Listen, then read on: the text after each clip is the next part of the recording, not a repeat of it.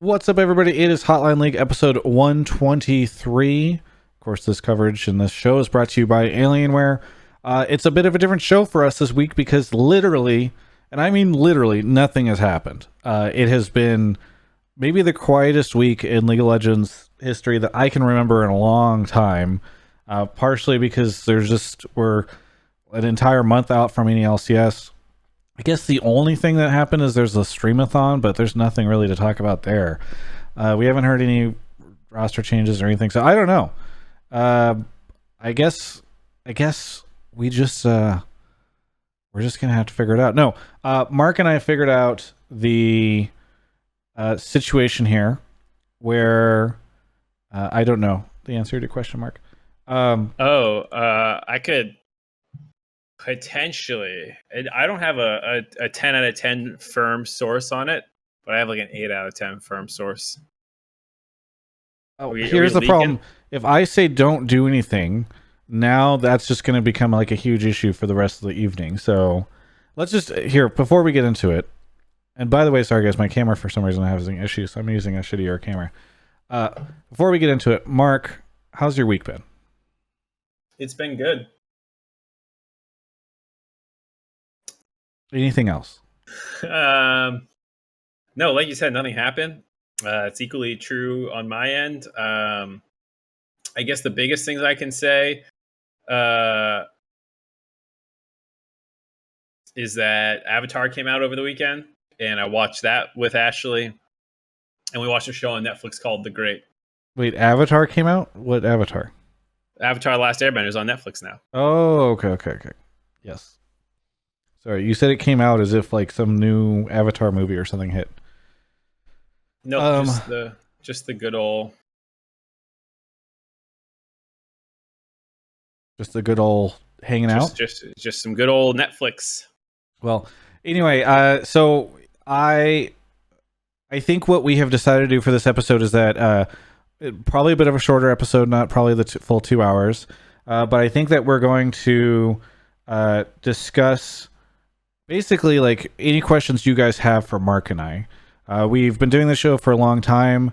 Mark wanted to call it an AMA. I don't know if it's. I feel like I that tweeted that so it's overused. an AMA. It's you ask us anything. Yes. Well, regardless, It's just the literal anything, acronym. almost anything. AMAA is another common. It's so basically, it's kind of like, hey, let's just have an open dialogue about the show, content, how we're doing, all Our that kind of lives stuff. in general. Yes, yeah, exactly. You may ask me anything. I might not answer it. You might not get. You can ask anything. Mark might not pull you into the waiting room. I think maybe that's how that works. Because we are still mostly doing it the same way as the regular show. We'll be perusing the Discord, pulling you in, and hopefully you're asking engaging questions. So it's not going to quite be like an AMA where you're like, kiss your ass. Like that was the staple AMA question on the League subreddit for literally almost a decade. Tragically. Yeah, it's been that for quite some time. Either way, so we could do that, and yeah, I think that's how it's going to go. So right now, you can start to put your questions into the pleb topics and subtopics chat on Discord. You can do !Discord in the chat if you need a link, and Mark will start pulling stuff from there, and then we'll just get into it. How was your week, Travis? Did you say? I wasn't listening. It's man, quarantine's starting to get to me. I definitely last week felt like death by 1,000 cuts. And I really want to, I don't know, so last time around this year, last year around this time, I did like a big industry get together for my birthday, and I kind of wish I could do that, but obviously I can't. I travel a lot, and so the fact that I can't travel right now is definitely starting to get to me a bit. Like I'd really love to just go to Hawaii. It sucks having nothing going on in League and just being stuck at home. And yeah, this is prime vacation time that we're not being able to use. Yeah, and it's not like I'm like I want to go on crazy adventures. It's just You like Palm Springs, I like wine tasting, and those are just not options. Yeah, there's just a lot of things that we can't do. So it's just been definitely like I feel as though quarantine stuff comes in waves for me, where sometimes the weeks feel great where I'm like, yeah, this is fantastic. I'm having a good time playing video games with friends and getting some stuff done around the house, and that's great. And then every now and then there's just a week like maybe this past one where I'm just like, man, life sucks. Anyway, let's do we got any questions? Yeah, we have a couple. I mean, one's going to be the obvious one that you would expect. Great. Sure. You ready? Is that the first one we're going into? All right. So it looks like we've got our first caller here of the night. Let's see. Let's see. I actually don't know how to pronounce your name. What is your name? So it's just shy knock, like you're very shy and you're knocking on somebody's door. Okay, Shynock. Where are you calling from? Originally from Manhattan, but back home in Harrisburg, Pennsylvania during quarantine. Nice. Well, good to talk to you, and hope everything is going okay for you during quarantine. What would you like to talk about tonight? So I wanted to talk to you guys. I'm sure a lot of people are looking to get into the industry in some capacity, whether that's on a content creation side, an analyst side. But coming from a financial analyst point of view, what do you guys generally recommend is the best way forward? For example, one thing that I've been doing, and I've talked to you, Travis, about this, was the LCS social media analytics that I put together and try to put out there to just get some sort of awareness towards things. Oh, were you the one who did did I see this on Reddit, like the gains that they had to each platform? I didn't post it on Reddit this time. I linked it to you, but Mark. Oh, maybe that's where I saw it. I remember I saw some spreadsheet with a lot of things. Yeah.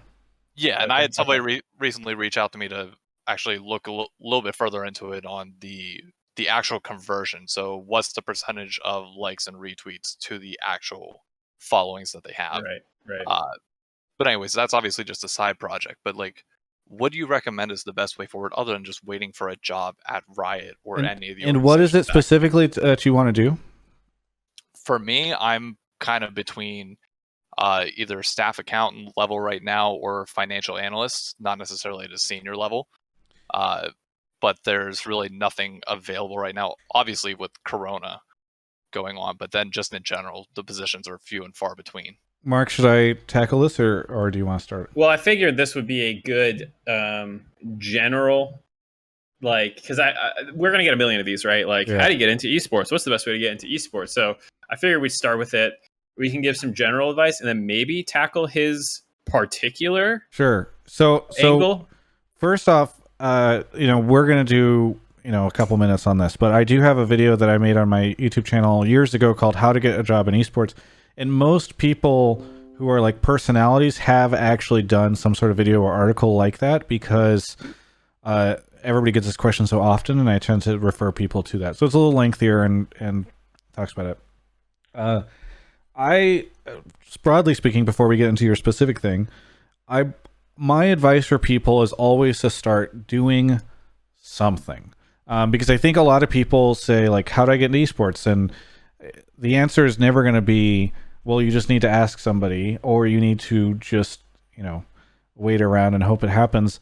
The great thing about esports is there are a lot of like grassroots levels to it. There's a lot of people that look for volunteer stuff. There's stuff like what you have done, caller, where you have already started to like collect this information and you posted stuff on Reddit or you shared it with different personalities or people in the space, data, etc. Like, I always think, you should just start figuring out ways to either volunteer or create something or do something to start contributing to the industry.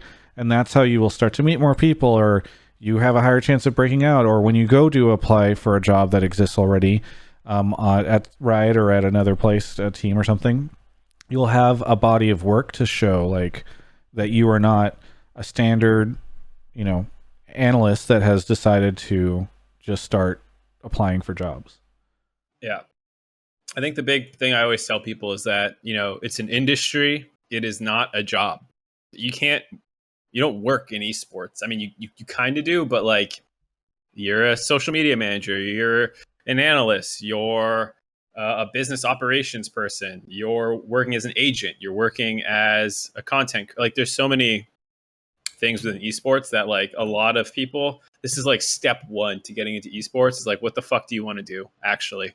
Because you can't just say I want to work in esports. So to the callers, you know, to his credit, he's taken the first step and kind of understands, one, what he wants to do on some level, and two, like Travis was saying, body of work. Like very few people just got their job in esports. Like almost every single one of them will have some little story they can tell you. Oh, I started this little website or this little blog, or I was posting on gold per 10, gold per 5, whatever that trash site was. Gold per 10, I think. Yeah, where people could like just put up free articles for their takes and stuff. You know, like a lot of people have that kind of background, and so like all of us put in volunteer legwork on some level before it became our careers. Even in the later stages, like Tim Seva Houston, the guy who runs Oracle's Elixir, like he just made that shit, and now he's like part of companies and stuff, and working on data analytics, you know, all over the place. So like, you know, if you financial advising, let me say, is probably one of the worst things I could give advice on to the caller. But I think that the general advice holds true, and he already seems to be going down that route. And you said someone reached out to you. Soft knocks. What do you call you? Soft. We keep calling you the caller because neither of us know what to call you. Shy knock, but Shy you knock. can call me whatever the hell you want. It really doesn't matter. All right, Shy knock. You said someone reached out to you already about something. Nah, just further developing the idea that I already put forward, which is Right. digging into the social media data. Right. I mean, it's nothing substantial. It's just on the side stuff. Right. Yeah. And you didn't post it on Reddit or anything, right? No, I did originally, but I didn't want it to be considered spam or anything in that regard. So You have to be careful on those Yeah. subreddit. Yeah. No, I mean, I think doing stuff like that is a way to get noticed and for people to... Let's just put it this way. I think a lot of people in the industry are always looking for self-starters and people that can do really impressive stuff. And they get hit with a ton of resumes by people who say, you know, like, oh, I have this degree and I'm fresh out of college or whatever.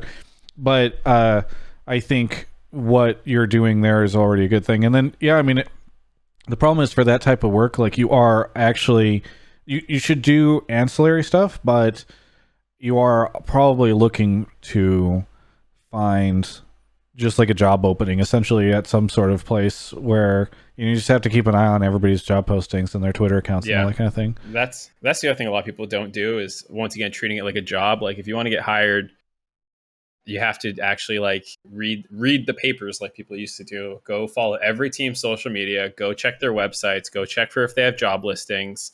You can even potentially look into things that are not your first option. Maybe you want to work for a team, but there's an agency who could use you, or you could potentially fit in for a little bit to get your foot in the door and like, you know, work your way up in different ways. So like those are all different avenues that all can help. And then just really quickly, because I know like half the people I get asked this question to, probably because I am a content creator, are content creators, or they want to be a content creator. They want to create something. Really, it's about like the people who want to become musicians or artists or writers or any of these things professionally. They never say, hey, I want to be a professional painter, and now I will, you know, I've now made Paint the Mona Lisa. I've now made this thing, and I'm not getting jobs, you know, or where do I get this professional job? I think content creators need to start doing stuff because they want to do it first, not because they want to turn it into a career, and they want to create stuff, and you got to grind it like any other type of thing. You want to learn how to write, you got to write a ton. You want to learn how to paint, you got to start learning how to paint. Like you look at other people, you see what they do, you try to find guides and stuff for that type of stuff, and then you just do it over and over again until you get better. And you never make, at least initially, the goal like this needs to be my career until you have gotten far enough into it where like it either naturally happens or you feel like you're at a point where you can jump into it. So yeah, definitely agree. Content. I always feel like I hear people on the content creator angle being like, "Oh, it's hard to get in now. The space is more crowded." It's like, there's also more eyeballs and shit. You just gotta. What makes you stand out? Like, why should people watch you? And if you don't have something that's a pretty good reason, then people won't watch you. Yeah. Steve in the chat wants to know how you got into esports. Mark? Yeah. Ha ha ha. So for people who don't know, I got my start with Team Liquid back when they were called Curse. It was after season 3 Worlds, or like right around then. They were like, we're going to do open tryouts for every position. I sent an email and I was like, are you doing tryouts for analysts and staff members as well? And he was like, sure. And so I had, in my free time beforehand, for fun, I was a big CLG EU fan. I prepared scouting documents and stuff for them, and I sent them to all the members. Only Yellow Pete responded to me, and it was kind of more just like, hey, thanks, dude. This is whatever. But I had now a body of work like Travis is talking about. So when I applied, I could send this stuff along. Steve was like, sure, why the fuck not? And gave me a couple volunteer assignments to do. I did those. Eventually, I started getting closer to the team where I was like watching their scrims and stuff, and it just progressed from there. So yeah, that's how it works. Steve was my way in. Shynock, hopefully we helped answer some of your questions and maybe some questions from other people. Is there anything you want to say before we move on to the next caller? I actually just wanted to respond to something that I saw in chat. Somebody said that they wish esports had a presence in New York City. A few companies to watch out for when you're there. Obviously, Take-Two Interactive, Legadier, who is a European-based company but does a lot of agency work with Riot and League of Legends, and there are a few others. So just keep an eye out. But obviously, job openings are few and far between. Yeah, I also think it's a mistake to just say, hey, I live in X place, there's no way I can do something in esports. Like, there are a lot of remote jobs in esports, and depending on what you're looking to do, you don't necessarily... there's tons of levels to it too. Like, you might be like, I want to work League of Legends only, and it's like, well, that's pretty narrow. But like, there's collegiate level esports. There's like esports arenas in different places around. Like, I know Toronto has a relatively big esports scene. I don't know what the fuck you would do there, but like, if you lived in Toronto and you couldn't move to LA right now, I'd at least get a start in seeing what options you have in Toronto and stuff. Yeah. Well, hey, thanks, Shynock, for calling in, and we'll catch you next time. Thank you, guys. Steve, if you need a CPA, I'm your man. Have a good one. Mark, by the way, I forgot to... So last week was so action-packed that I never told the story. You and I had a bet, and we should talk about the settling of that bet. So the beer? Yes. So we bet that... And I think I took 3-1 odds that a team would beat Cloud9 in the finals, or Cloud9 would not be the team that won Spring Split. And I think we took back in like week 4 or 3 yes. as well. So it wasn't like, they were the 17-1 team that Travis made this bet on. I think it might have even been later. It might have been like 5 or... it was probably like 4 or 5. It was 4 because Cloud9 tweeted it. Okay, yeah. Yeah. And so, because early on, we didn't know that Team Liquid was going to continue to be such a shit show. And anyway, I'm not going to make excuses. Yeah. But so the bet was Bud Light. Now, what was very funny was, it must have been early on because I met, after I made this bet, I met the guys that do the Bud Light stuff for Riot or with Riot. And I told them about the bet, and they were like, hit us up. So they actually, I paid out the bet, but actually they sent you that order. I did not get that delivered. You didn't even I didn't pay for it. No. I got Bud Light to send it to you. So shout out to Bud Light for settling my debt for me so that I didn't have to spend any money on that. All right. On the one hand, that's cool. On the other hand, it suddenly tastes not quite as sweet. Something, it's just, now that I'm thinking back on it, that Bud Light didn't taste quite as savory as it should have, knowing that it was your money I was drinking. Yes. Well, I appreciate Bud Light helping me out. And that's what it is. When you're a business like Travis Gafford Industries, you can leverage your relationships with those in the industry to help strategically outmaneuver your bets, I guess. Anyway, was that your cat meowing? Yeah, it's the door's shut in here. Oh, one's got his paw through the door. They're cute. All right, sorry. I'll get the next caller. Okay. All right. Some shout outs, by the way, to Mystic Zebra 137, Fretful Winter 2, and 1997. Just Do Your Job for 4 months. And then Cat for Kobe gave out 5 community subs. That's awesome. Thank you, Cat for Kobe. We got GD Nerd here. GD Nerd, where are you calling from? Santa Clara, California. Santa Clara, California. Okay, not too far. You've been on the show before.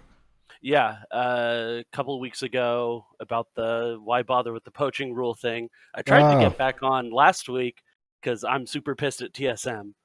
Okay. And I'm done with them as a fan after 10 years after that. But yeah.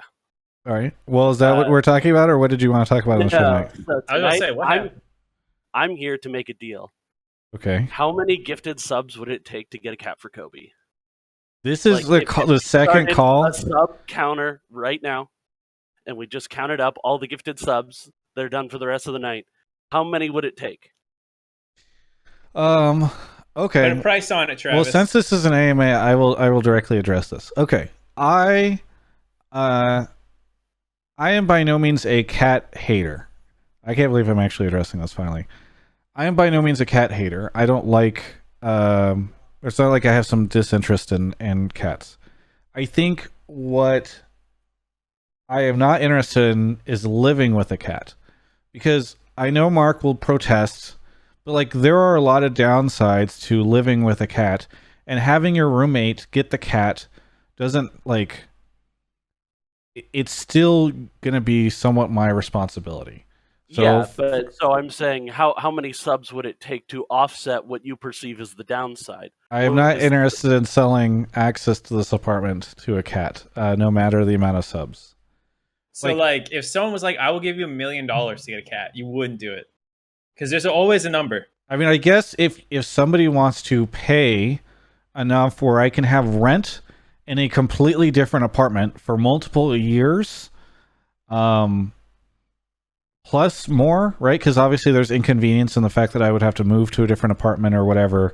Then yeah, I don't mind letting my roommate have a cat because I can go live in an even nicer place potentially. And yeah, I think the problem is that that's probably, I don't know, it's LA, right? So like 50 to 100 grand or more. Over a year, you mean? I mean, not over a year. I'm not paying 50 grand for. Okay, so let's try and do a 10,000 sub train. You don't even need 10,000. 10,000 subs. You need like 1,000. No.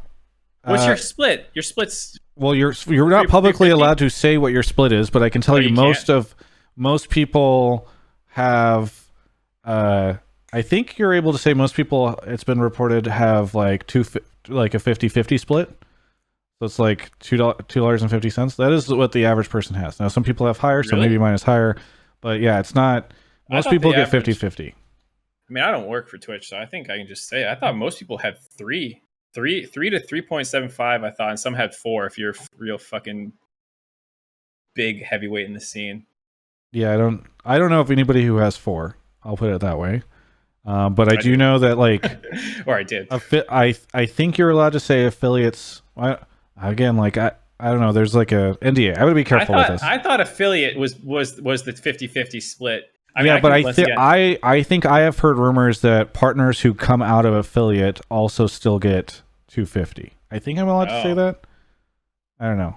Regardless, all I'm saying is you actually signed a contract with them. Once you got a real contract. I mean, I think it's changed over the years, and like again, they do different deals. Surely, like Summit, for instance, is not getting like the $250 or whatever. But all I'm saying is I do not think that 10,000 subs would cover the costs of the apartment for. But that's a one-time thing, right? You would need like 1,000 subs for the year, right? So more like 1,200 if you're getting an average. 12,000 a year. Yeah, sorry, yeah. Yeah, something like that. Whatever. Anyway, there's not a good enough. It's not going to work. Did we want to have more conversations about why I actually don't want the cat, or? I mean, you haven't given a good reason yet. The good reason is I am not. I was about to, but then I got cut off by GD Nerd. You didn't start with the best reason. You started with the lame, like I don't want to have to sometimes take care of it. You don't have to. I think that's a reasonable. Yes, you do have to. You can be like, dude, I will not take care of your cat if you get it. You can give it to Mark or one of your other friends. The inconveniences continue to exist. So, for instance, cats tend to destroy things. Like they don't. Yes, they do. What do they destroy? Furniture. Rugs?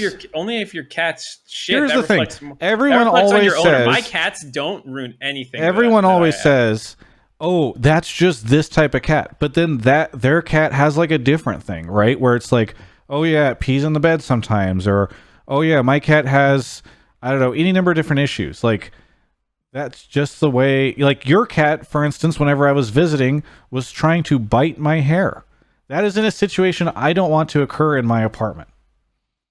That doesn't happen if you just move the cat away. But I don't want to have to move the cat away. Like, you don't want to have to move your arms. That's just too much. No, I just don't want to deal with the cat. Like, I moved into the home under the idea that I would not have to share it with an animal because I don't want to deal with those things. And like, I feel like it's perfectly reasonable for me to have that stance. You know, everybody's allowed to choose their own living situation. No. It makes you sound like a dictator. I don't think it is. I think if you, like, for instance, if Kobe had said, "Hey, when we move in, I want to get a cat," I would say, "Okay, cool. I don't think this is going to be the right living situation. I don't want to live with a cat." And then we wouldn't be living together. Yeah, just makes you sound like a horrible, horrible person. I don't know if it does. I feel like I have the right to decide for myself the living situation I want to be in.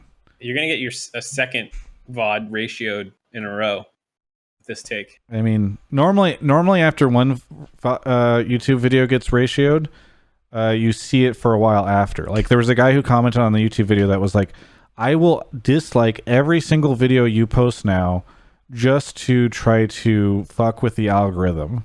Like people just have a lot of time, and they so usually you see like, you know, every I don't know 15 to 20 episodes, I would say we get a YouTube video or Hotline League video where it gets 50-50 like dislike ratio.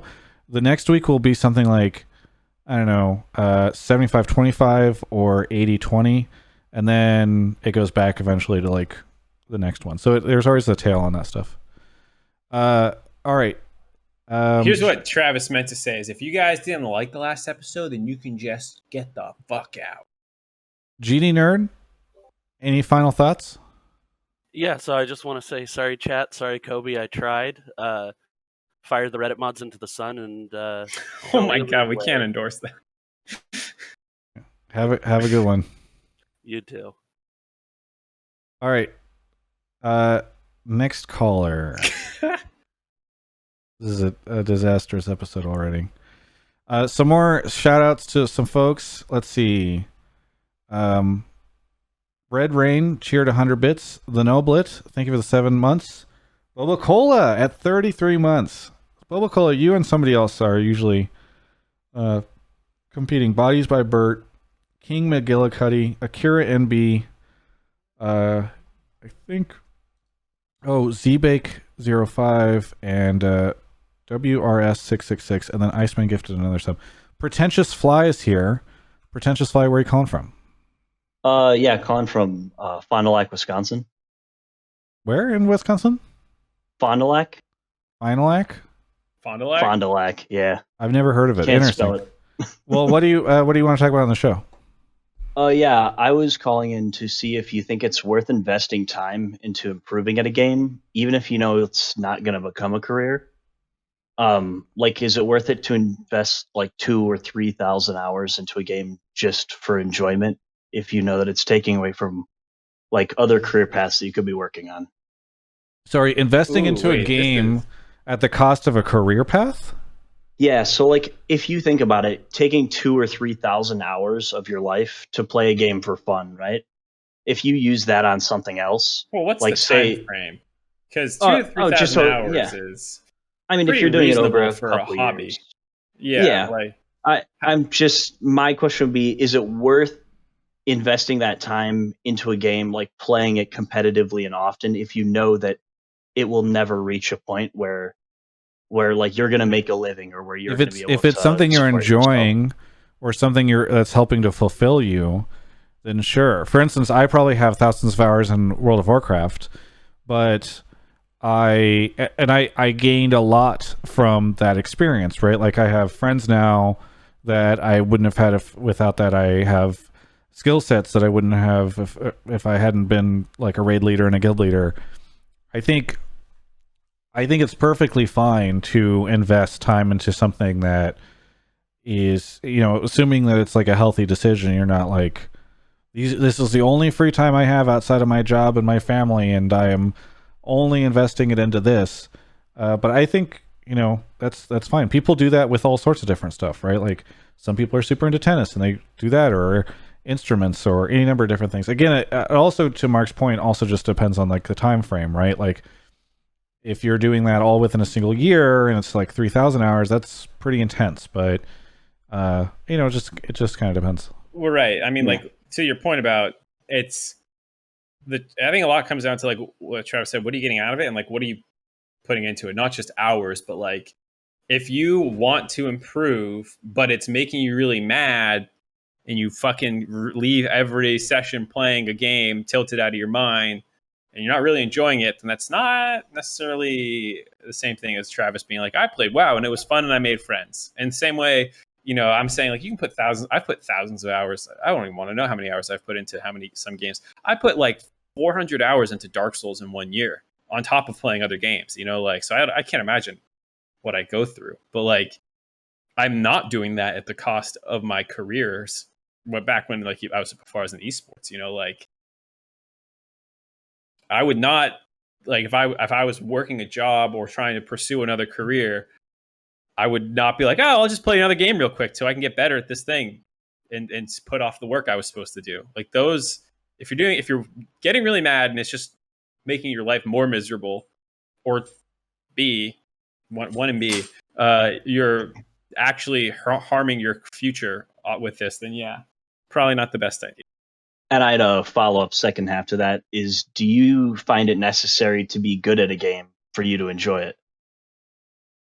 No, I'm not. No, I'm would like say we're terrible both at bad. almost every game that I play. So, and I enjoy a lot of games. So I definitely don't think it's necessary.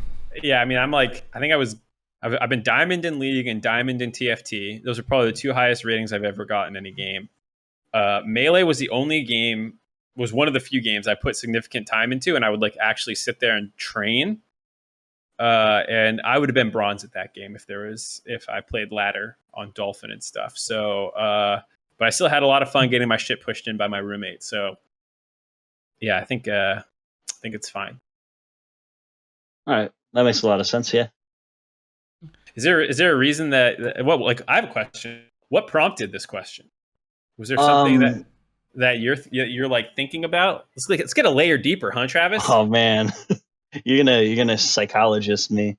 With my 0 credentials, yes. So my friends and I have played League of Legends for a good number of years. I've probably been in for about 7. And it was something I got into because everyone at my high school played. And it was kind of a backwards society where if you didn't play video games, you got beat up for being not a nerd. How are nerds beating them up if they're playing games all the time?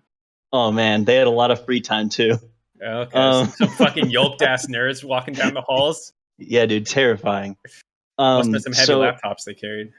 So we've had like a friend group play League of Legends for the longest time, and I don't know, slowly everyone gets more and more angry, and I have this kind of a background theory that I believe that when you reach your peak at a game, it stops being fun. And so it's just kind of like me wondering to myself, like, is it worth it for me to continue spending hours every day playing a game that I'm not having fun at? And I love the professional scene, and I love watching people play, and I love learning everything about it. But then when I find myself playing, I'm just thinking like I'm putting time into a dead end activity. Yeah, if you don't enjoy it, then I don't think it makes sense for you to do that. Yeah. I used to play guitar a lot. I don't do it anymore, but I picked it up and started learning guitar for fun, quote unquote. But I think everyone who started playing guitar has had that moment where you just like look down, you yell "fuck" at your hands, and they hurt, and nothing sounds right. But at the end of the day, I was still enjoying it, and I think you can get frustrated. That's fine. It can lead nowhere. I've done nothing with my musical talents. They've all faded away and become trash again. But it was a fun skill to learn for a little bit. And I think that's just how a lot of games can be. They're fun for a little bit and you move on. And if you don't move on and you just fucking hate yourself as you play because you can't get any better, it's a different problem. Yeah, makes sense. Hey, thanks so much for the call. Anything you want to say before we move on to the next caller, Pretentious Fly? I got two things. I wish Riot would make a trading card game so I could spend all my money and become homeless. And Travis is right. Cats aren't worth it. Thanks so much for the call. Is Runeterra? It's not technically a trading It's not card a trading game. card game, yeah. It's a CCG that you grind to and get. you honestly can't. You can't even whale it. Yeah, I mean you can, I guess, in the very beginning. They have a lot of cosmetic stuff, but you can't just like buy all of that stuff. Yeah. Anyway, next caller is yes, we can do one more call and then we'll take a break. Okay. Magmavire, thank you for the 7 months. Iceman gifted the sub. Oh, I think I got that already. Globus, thank you for the 14 months. I Hate Snarf, thank you for the 19. Holy moly. Icy Decay for the 13. And then Red Rain gifted another 5 subs, which I believe puts him or her up on Iceman by 4. Not that it's a competition. Globus is here. Globus, where are you calling from? I think it's Globus. No, it's Globus. I tried correcting Mark, and he stood by the Globus. I'm calling from Winnipeg, Manitoba, Canada. Ah, nice. Canada. How are you doing up there? Pretty good. We've been pretty lucky here in Manitoba that things are fairly normal as much as they can be. Yeah. Well, Manitoba, I feel like, is a place that probably experiences very little range of craziness. Anyway, what do you want to talk about on the show? So I want to talk about last year at the Detroit Finals. A few of me and my friends drove for 18 hours to get to the finals from here in Winnipeg. We were very excited, bought those tickets right away. How many we hours? Were hyped at 18 hours. We drove Wow. overnight. We each did, I think, 6 hours. Road trip. Yeah, we actually called into Hotline League that night in the car. I think I remember that. Oh, yeah. And we got there and we were excited because the one thing we wanted to see more than anything in the world was Hotline League live. We wanted to see Travis himself and be on this show. But you guys didn't do it. So we had to throw our own party, and we invited you, Travis, and you didn't show up. Why did you not show up to our big Detroit fan party? This was in Detroit, and yeah, we had 30 plus people. What night was it? It was the Friday. So it was the night that I think everyone was getting in. Yeah, I think honestly, I was just hanging out with friends who had also flown in that night that I don't normally get to see, and I got dinner with them and hung out. So you put friends before your career, before your fans, before the people that sub. Think of how many more gifted subs you'd have if you just. I actually am pretty. I'm actually pretty loyal to my friends, so I actually have no problem saying I put my friends before my career and before viewers. That might upset people, but like, I actually like. I really value friends and friendship, and I try to do a lot to support the people in my life, and I also obviously really value the viewers and stuff. I don't want to diminish that because I don't know. I obviously wouldn't be here without folks, but I have no problem saying that for one evening in Detroit, I did prioritize my friends. I prioritize my career 100%. Travis is not my friend. He is the host for my leeching. The reason I have limited myself from having a stream of my own is because I just know it would take over my life. So it's protective to stop me from abusing all my relationships for personal gain. Yeah. Well, if I may, I'm glad to hear that you say you put friends first, because on Saturday we actually ran into you, and I got a picture with you and got to meet you for a minute, Travis. Nice. I was in the clutch jersey. I don't remember. I was the. I probably made a comment about it. I actually got to call into the dive with Mark and make a comment about that too, which was a lot of fun because I was the only guy in the clutch jersey. Nice. But what I wanted to say was when we met you, I said how I've tried to call in the show multiple times, and you immediately threw Mark under the bus and said blame He Mark. does that all the time. I do, yes. So how are you putting friends ahead, but then also blaming Mark? I think that it's important to I would never lie to a viewer. You know, as much as I do prioritize friends, what is Mark do? Okay. As much as I do prioritize friends, I would never lie to a viewer. And it is very true that Mark controls the folks that come on and don't come on. Are you just... I hear her screaming in the background, Mark. She had some like lotions and shit on the thing behind the bedstand behind me. Yeah. And I tried to roll it at her, and it just rolled into the corner. So she was. Sorry, podcast listeners. Anyway, well, either way, yeah. No, I mean, Mark chooses which folks come on, and I don't control that. Nobody can ever say, like, it is completely true. I basically almost never look in the pleb topics or subtopics channels because I'm busy handling, I don't know, production stuff, like when my speakers blow up.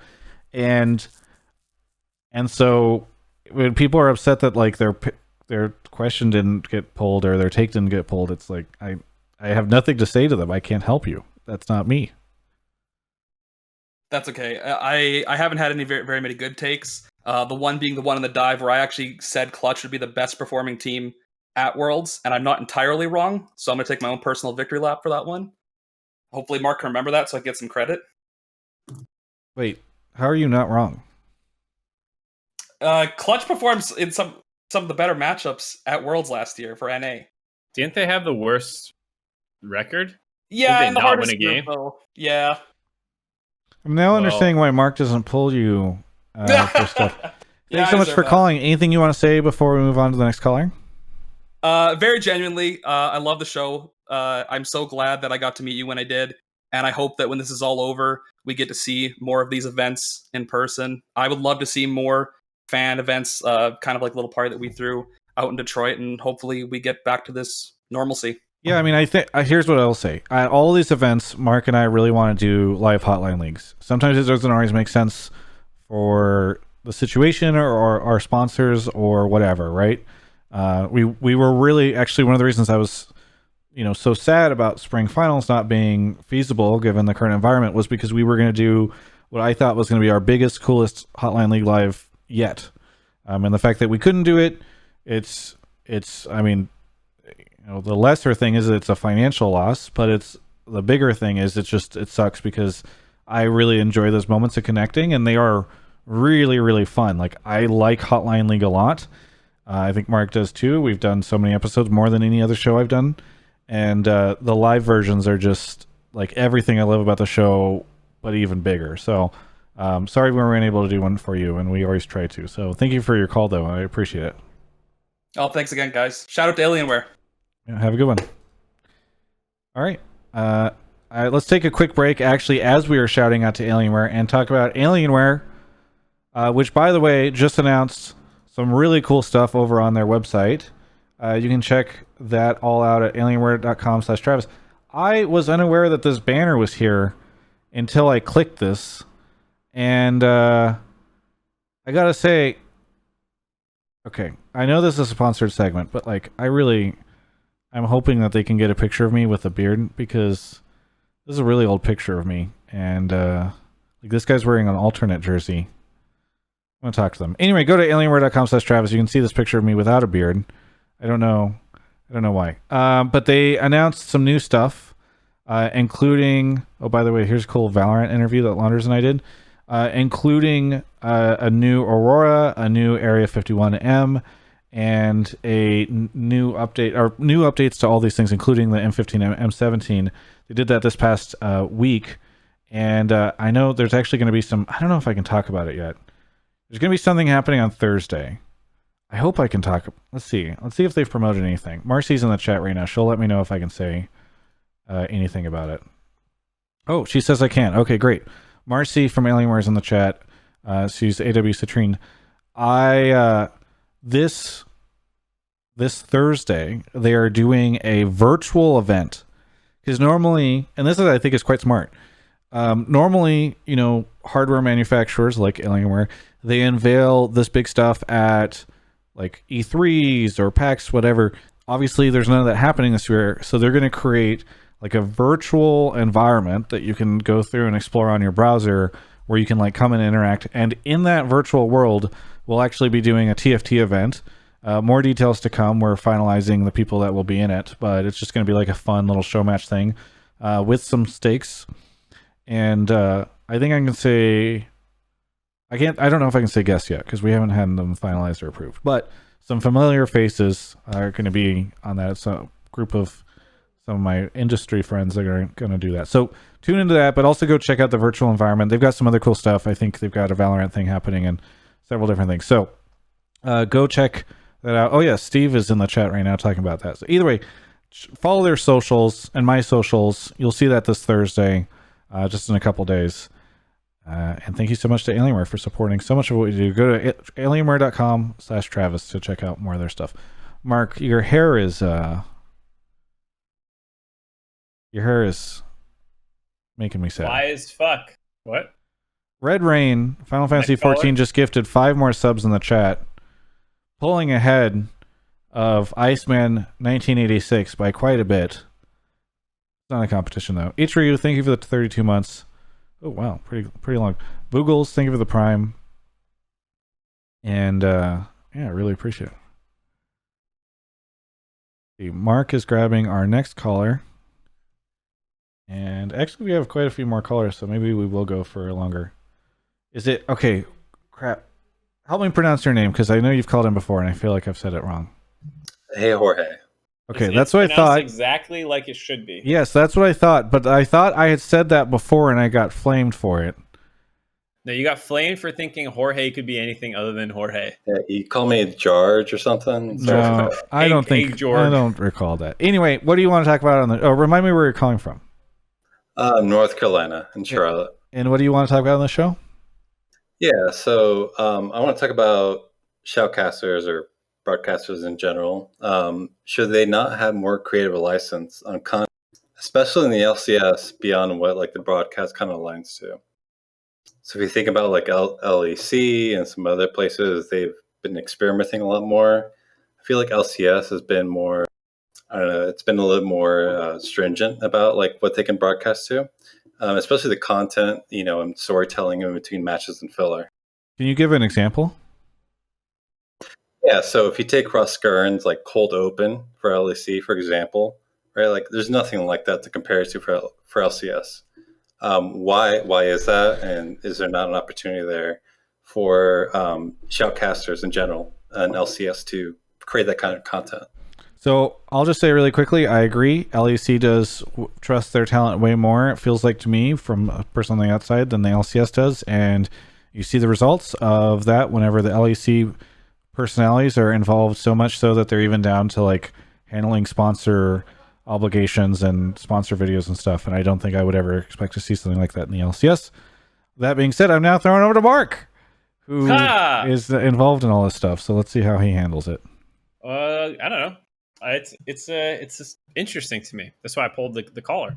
Okay. I think part of it is obviously what Travis is saying about giving them probably a little bit more freedom, but I also think a lot of the personalities in Europe are a little bit more of go-getters in general. Part of this probably has to do with the status, and I don't know all their statuses, and I don't think they're all contractors or anything, but like Ovly is an example of someone who's always putting herself out there and looking for content to do content in the North American scene. And I'm probably the second most. And then after that, all the other people on the North American broadcast team are working through Riot channels to do things. So like things like This or That and The Dive and these sorts of things are often pushed by the content or like the analysts and broadcasters and stuff.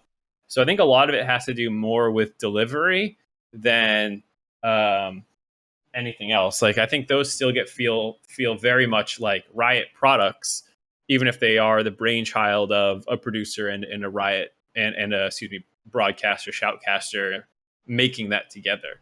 And so when it comes to like that's how most of the North American people work. And I think maybe, and it's something I'd be interested about fans, like how much does that feel like a unified identity where all Rise channels feel the same versus like, LEC, where if there's music involved, Draco's probably wrote the lyrics and this person's doing it. Like, I feel like they have maybe a little bit stronger personal brands in that.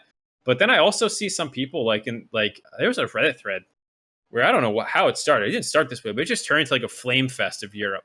It was really, yeah, it was really funny to read. Well, I shouldn't say funny. That's kind of mean.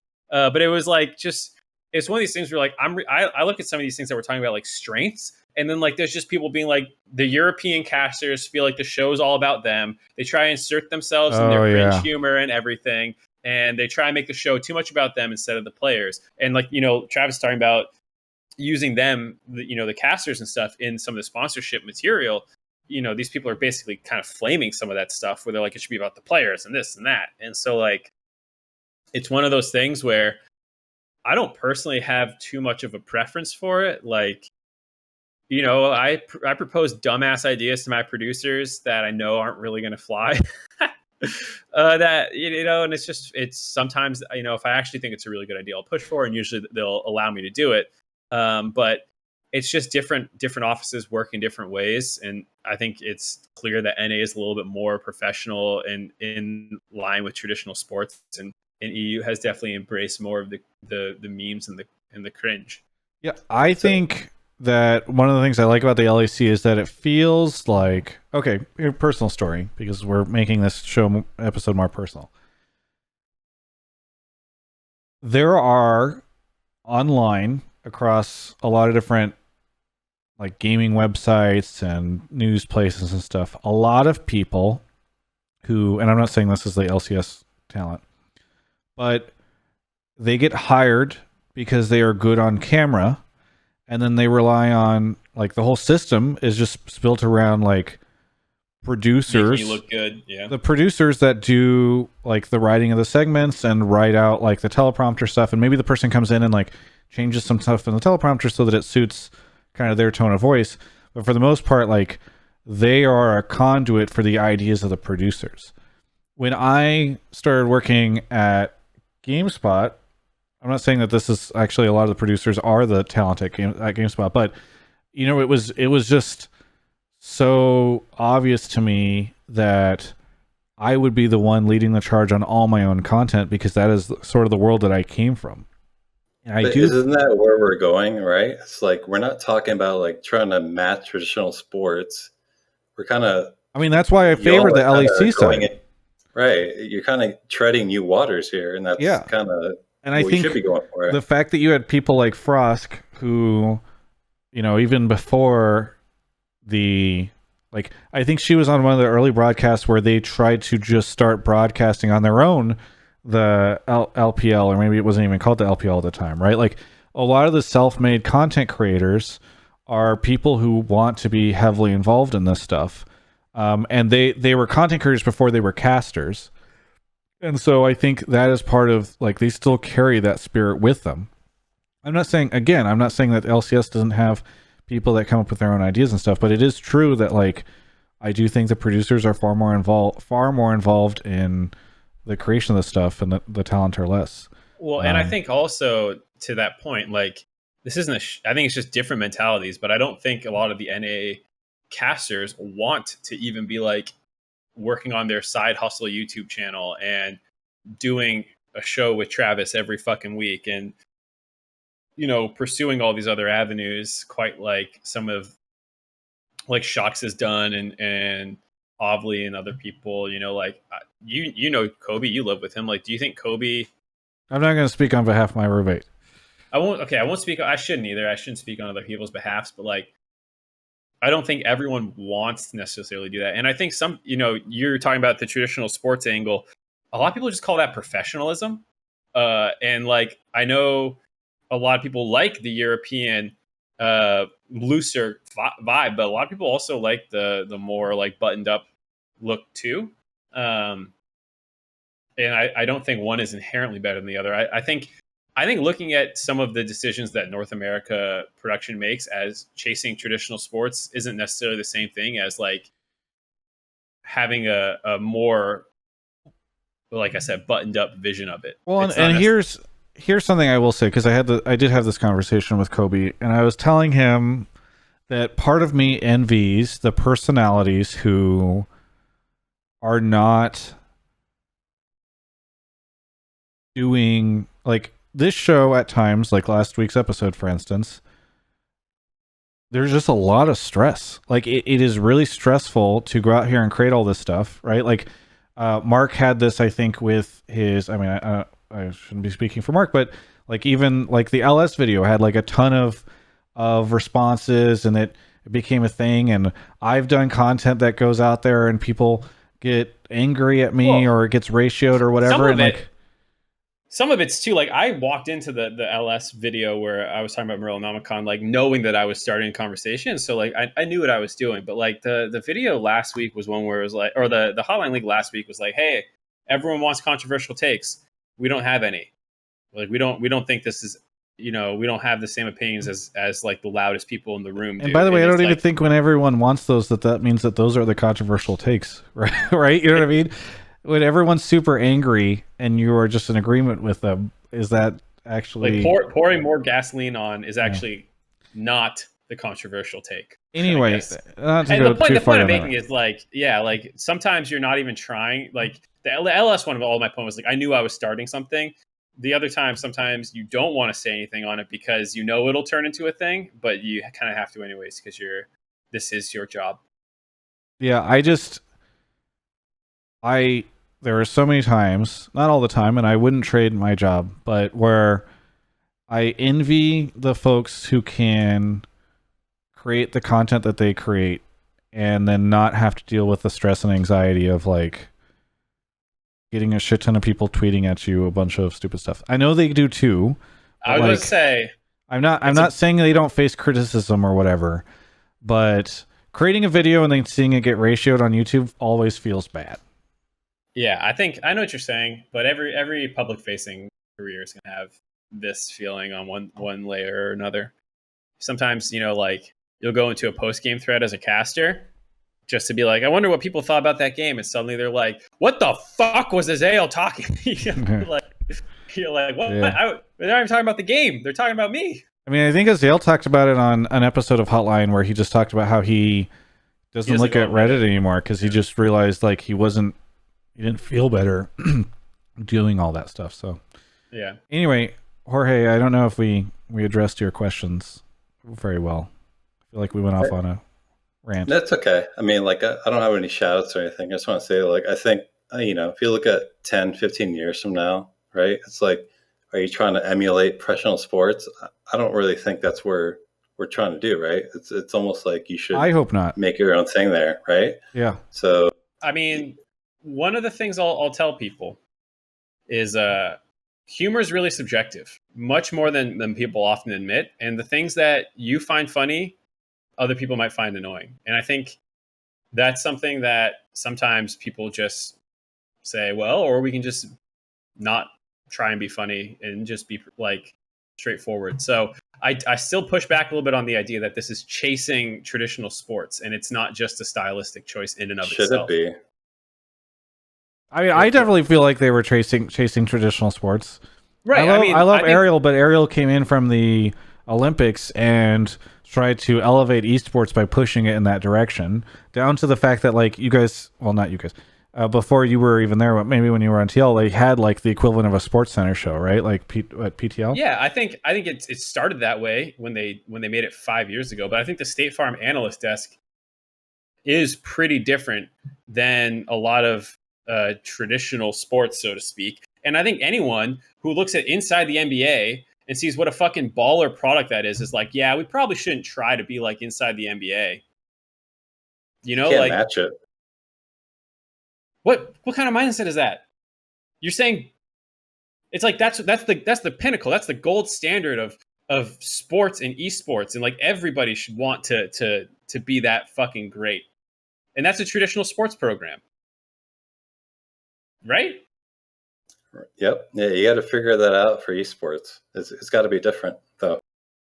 Sure. Well, either way, Jorge, thanks so much for the call. Anything you want to say before we move on to the next caller? Thanks, y'all. How we doing?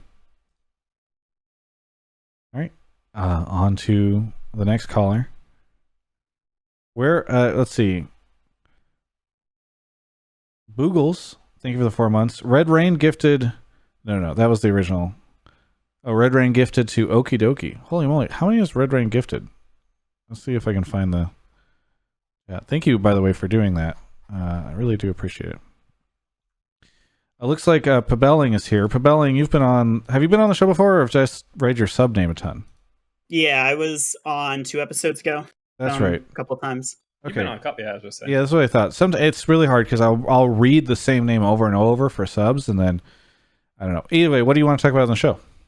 So my topic is, as someone who is currently taking and has taken multiple classes in PR, and honestly, after TSM's mismanagement of like the Lena situation, I think it's time that all LCS teams should have a PR manager, a publicist, or some form of an HR manager. What if I told you TSM had a PR manager? They have a PR team that is a contractor, because I read the article on it this last week. So they're only there to kind of drum up positive feedback about the organization, and that's actually different than having a publicist, like a dedicated publicist for the team. Man's done his research.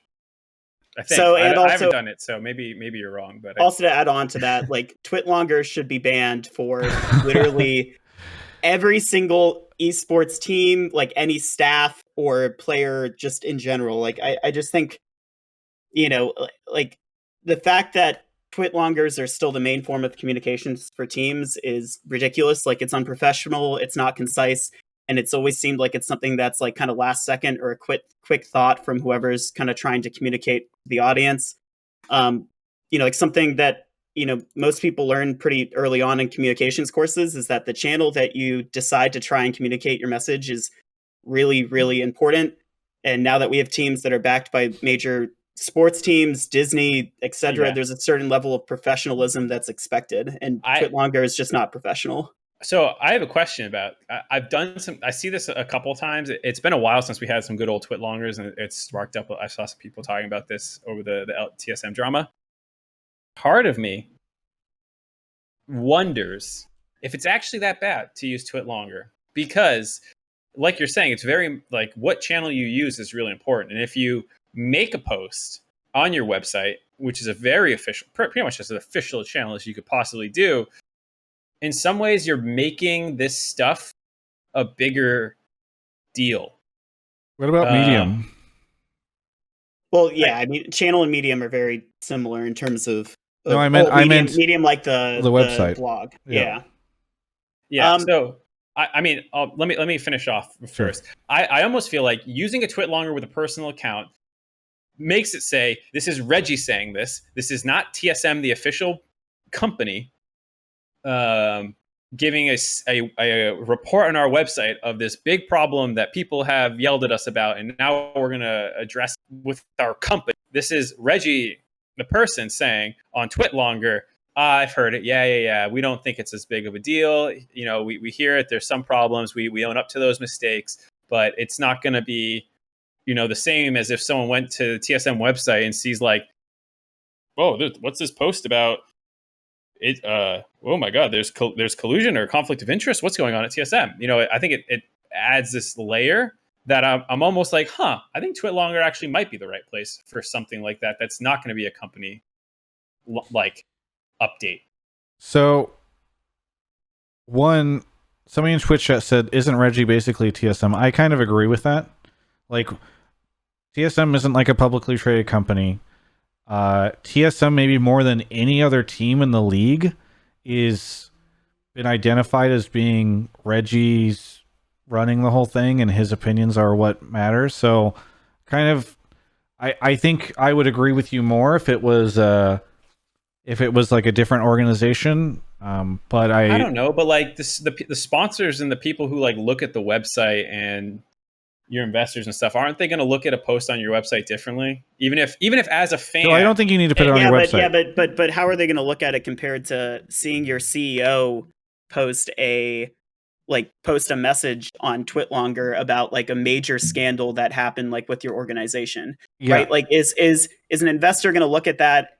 Are they going to look at that? Or are they going to look at the post on the website? Like, which is going to look better in their eyes? Like, I don't know, because I'm not an investor, and honestly, I would love to hear from someone who is at like that kind of level. Like, what matters? What would look worse in your eyes? The CEO personally addressing it on TwitLonger, or your website putting out a post? Well, I think an easy thing is, what if Robert Kraft posted to TwitLonger apologizing for Deflategate rather than the Patriots organization themselves posting a message about what they thought on the whole entire investigation, right? And like, I know that again, like it was an investigation that was done by like the NFL and the commissioner, but that's the problem with that was the Patriots organization coming out in defense of one of their players as a show of a united front behind him. I think you're actually pushing it more towards where what I thought before. Like, that's something that I have an opinion at some point in time I'd love to share. Yeah, well, you get in here, dude. I'm saying if you're putting your whole company's weight behind it, you're saying it's a big fucking deal. If you're not, you're trying to downplay it. The reason they used their official channel there was to say, fuck you, NFL, that investigation was bullshit. And Reggie using this is trying to be like, oh yeah, we heard it, yeah, but it's not a big deal, right? Okay, so a couple different things here. One, I think, Mark, that if you were correct that philosophically, you can underplay a response by not using official channels. We would probably see more companies do that in the real world. I think, by the way, the fact that I just called it the real world denotes the fact that esports still acts pretty childish around this stuff. And like TwitLonger, I think, is an example of that, right? Like, if I push back somewhat on the whole, like, esports need to be super professional like all these other industries. I think it's important to keep our culture the way it is.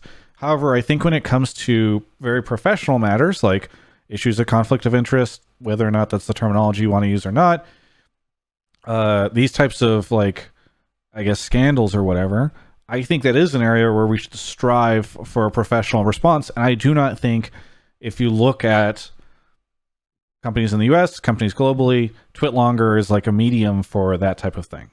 No, I think even just a JPEG picture, by the way, tweeted from his account, would have been better and looked nicer than TwitLonger. I know it sounds really weird, but like TwitLonger is just it's synonymous with like the word.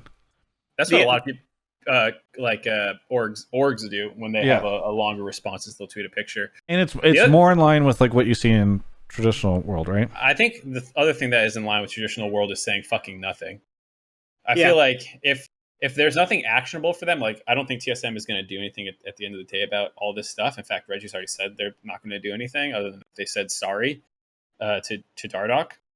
Like, I feel like a lot of orgs just wouldn't even bother. I mean, they implied that they're going to do more than say sorry, that they're going to, I get the feeling they're going to try to compensate him some way based off of the way that was written. I think, and I think that was important. I think also the fact that he pushed back against some of the sexist stuff that was said about Lena, I think was good. And I think what is interesting too is that, and I wasn't even aware of this like video that had come up, but like the fact that he referenced and apologized for that video, I think that might have been the biggest reason he made that post, right? Because that's the stuff that like sponsors and investors do really care about. So I also would say too, like, I don't think that defeats the point that I was making, though. Like, if you have a PR manager or publicist, they can decide what's the best medium or channel to go through in this instance, whether that's a Twitter picture or like the actual organization. I'm going to cut in and start talking because I've had a lot of opinions about this stuff, and Mark has gone first every single time. I'm admitting you got me on the JPEG. I even said I'd like to share my opinion on this, and Mark said, "Then get in here." So this is me shoving my way to the front of the line. Anyway, I think it is very clear to me, one, by the way, that post was written by probably their PR person, because I have never seen Andy write anything in any way, shape, or form that looked like that. I just don't feel like that was in his voice, which is fine. It can also be the things that he meant, but like, to me, it was very clear that that was not something that Andy had written up in the past hour. You didn't see all the XDs in there?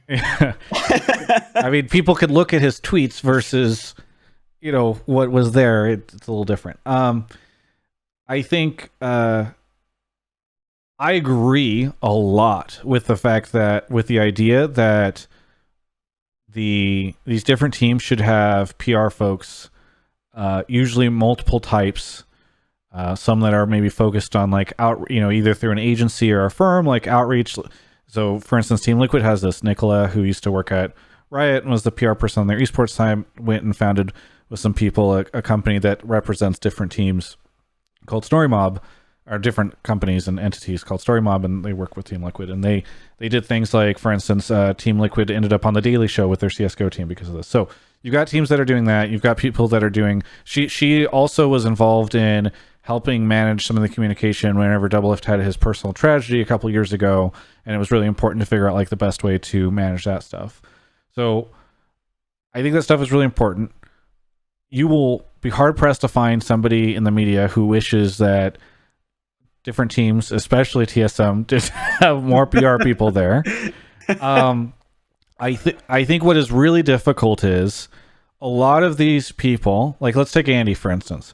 Andy worked at a Trader Joe's, made a bunch of decisions on his own that led him to wild success and a very impressive company and the ability to mingle with a ton of celebrities and really rich people and important folks, right? Like, very self-made man. It is really difficult in those situations to tell someone, actually, you need to do better. You haven't been doing the best job at this, and you need to listen to somebody else. That is not to say that it's that they shouldn't do that. Riot's actually a great example of that too.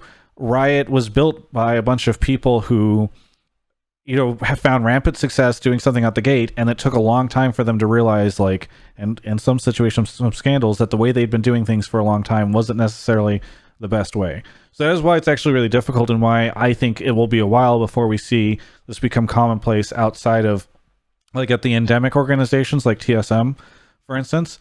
MSG, for instance, owns CLG. They have their own PR person. I've interacted with him because they have the MSG PR person. Golden Guardians too. That's kind of like the state that we're in, and I do hope that events like this actually do push teams like TSM to try to figure out PR stuff. The battles we fought at the 100 Thieves? You remember the call after their Worlds debacle? Oh, yeah. Wasn't that super fun? Yes. Where like where 100 Thieves was like, we're not going to communicate on any of the decisions we made because they're private team decisions, and and we were like, then we talked to Dayshaw. We're like, you should get a PR person. He's like, no, we don't need one. And it's like, all right. They do have PR people now, by the way. Hey. in fact, very funny story. He's dating the former Echo Fox PR person. So it's PR people ended up entering his life. Something? It's public on their Instagram and stuff. They all post about it. She's a great person. Yeah, I enjoyed working with her. Ultimately, I agree with the take. I just wanted to muse aloud about Twit longer, and I don't mind arguing for 10 minutes and then going, "Yep, I'm wrong," which is where I think that one ended. Yeah, I just think in general, I know people want to push back on some of the professionalism getting into esports because, again, like some of the ground up stuff is fun to have around, and you don't see that in professional sports as much as you do here. But like I think that like in certain situations like this, like a lot of the, again, like Reddit comments from Lena and her Twitlonger posts, like if those weren't posted, it would have saved them a lot of headaches in terms of having to backtrack in terms of like certain comments Reginald made. And I feel like that happens a lot. So I think there's a challenge here. This is the last thing I'll say. There's a challenge here. Esports is very open. People really enjoy the fact that they can, like, Steve will show up, Jack will show up in this Twitch chat, and they'll just say stuff or make jokes or whatever. That's just never going to happen in traditional sports. Or if it does, it's very rare. Jack came on here and was joking like a week or two ago about how many fines he has. Yeah, like that's just not going to happen in traditional sports. And so I think I do look. I more than most people will say I really want PR people. I also don't want us to end up in a world where everything that anyone says is publicly vetted, or sorry, is privately vetted by a PR person and like turned into a very formalized statement. And sometimes it's really hard to get executives at teams to understand this is a situation where you should say something, off the top of your head that's very, authentic and genuine. And this is a situation that isn't. Not everybody's is used to that. Yeah. Yeah. All right, get me out of this call. It's been long enough. Thanks so much, Pibelling. Anything you want to say before we move on to the next caller? Shout out to Tower of God finally getting an anime, and if you aren't watching it, you should. And here's hoping the new Paper Mario is like out your door. Hey, so to derail us for a second, what do you think of the animation style? I think fucking hate it. It's tough because I think some of the choices they made make sense, and then other choices don't. I feel like it's tough to kind of animate the art style just because it's so unique compared to everything else. So I feel like them kind of going for that in between of like it's updated, but it's still kind of true to what it looked like is nice. Okay, great. Get me out of this call. All right. Thanks so much for calling in. Yep. Thanks, guys. All right, on to the next caller. All right, so a couple more shout outs. Ferber2, thank you for gifting the 6 subs. Really appreciate it. And Jordan, thank you for the 28 months. Should I stream tomorrow on my birthday? I have literally no plans, and I'm feeling kind of down because there's nothing I could do. I'm trying to decide if I should do that. Leet Wannabe, thank you for calling in. Where are you calling from? Calling from Huntsville, Alabama. Huntsville, Alabama. What do you want to talk about on the show? I want to talk that I think that the LCS/casting desk setup is going to have to be censored before it becomes more mainstream. I'm actually like a new dad this year, and so I've been having my kid watch LCS from when they were 6 weeks old till finals. And if you look at like professional sports, you have to have something be a little bit more PG. Because I mean, like I watch it on my TV, like at my parents' house or at my house, and there's people gathered around. And when your grandma is there and people are dropping the F-bomb, it kind of doesn't sound legitimate and raises a lot of eyebrows. And you need kids watching this show or watching the sport to really get a good fan base that's going to last like permanently. This is going to be an unpopular take, my friend. I feel like Are you saying it for him or for you? No. I'm saying for him. The Twitch chat already is very upset about it. You're going to have a hard time finding gamers that want you to avoid that. But just out of curiosity, do you feel like there's a lot of profanity on the analyst desk?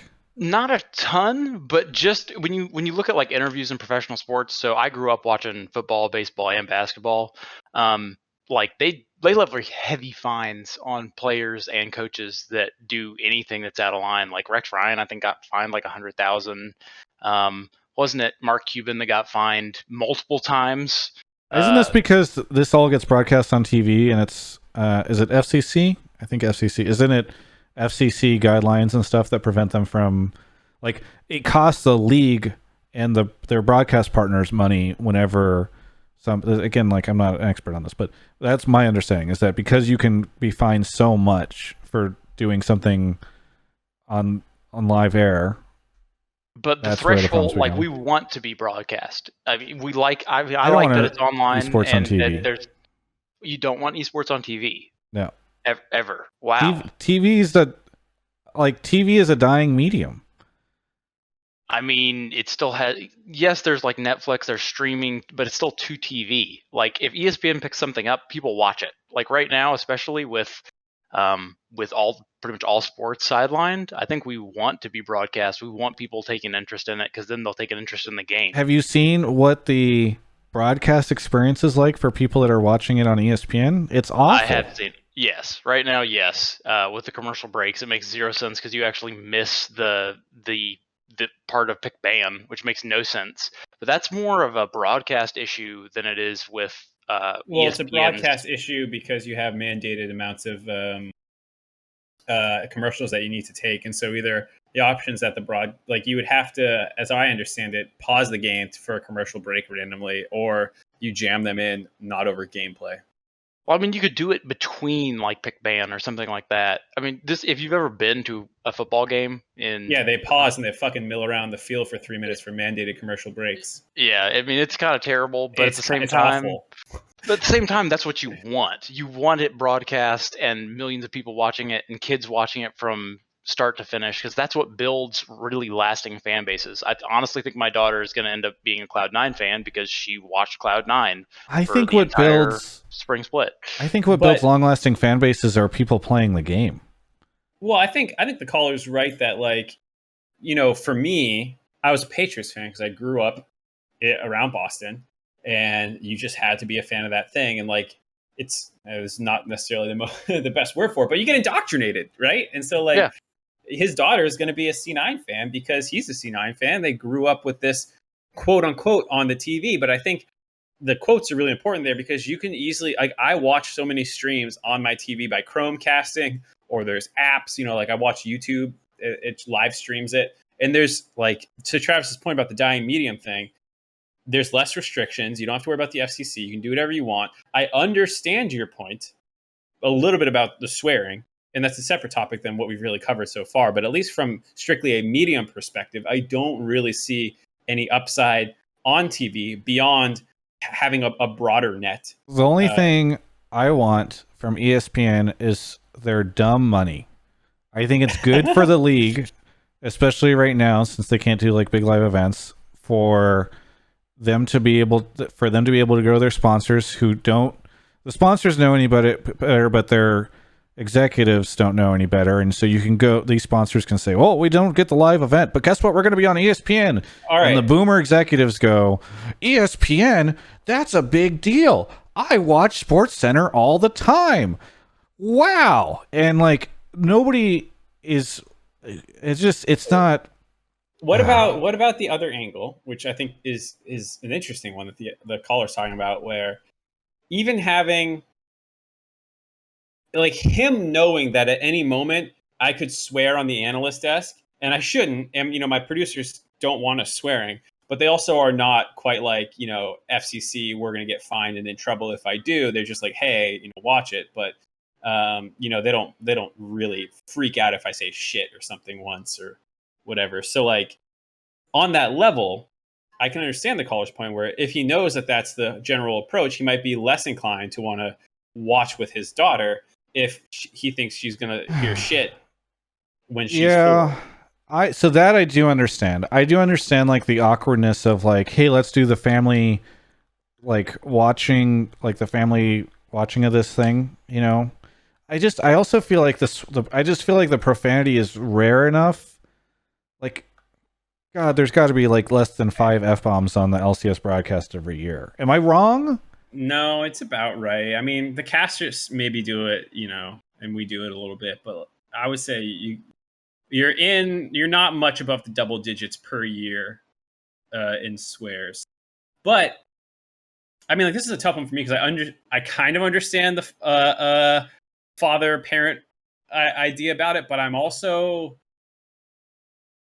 me, and I'm like, I don't care, and I don't think it's a big deal for me and for a lot of the core esports audience. I know we've moved away from the term core, I think, but like, people I think enjoy the authenticity. Like when I get mad or hyped about something, and I go like, I couldn't believe that shit, you know, like fans I think can feel that a little bit, and so it's something that, you know, is a moment to fans that says this was crazy. And usually when people swear, it's not just like this off the cuff, like, kind of fuck that shit. You know, like they're usually almost using it in a way that I think fans appreciate. This isn't like, I know this is going to sound, I don't mean it to sound patronizing. It's a legitimate question, but like, do you avoid anything that has profanity in it when you're watching something with your daughter? Yes, with her, yes. I mean, like, I'm exposed to it all the time. I've watched League since like 2013, so I'm not worried about it for me. It's mostly, I mean, to be honest, it's mostly my wife, but I mean, she's the one who gets pissed off about that. But I just like, it's difficult for me because part of me also, and this might just be like the not a parent mentality. I know where you're going. like the bachelor guy who just plays video gamer guy, right? Like it's difficult because I feel like the world is just moving to a place where, like, because the internet is so pervasive, that like profanity is just going to leak out more than it used to. And maybe that's not an excuse for LCS to allow it, but I also just kind of feel like at a certain point in time it becomes more on the parents to be able to say, like, hey, that's a bad word, they shouldn't use that on the broadcast, don't say it, it's a grown-up only word, you know what I mean? Like, which this sounds like I'm telling you how to parent, and I don't mean to do that at all. It's just sort of like, it's difficult for me because I just see that we are like, the FCC is not going to follow people into the internet and stop this. And as we consume more and more content that's on the internet, it kind of just feels like this is an inevitability.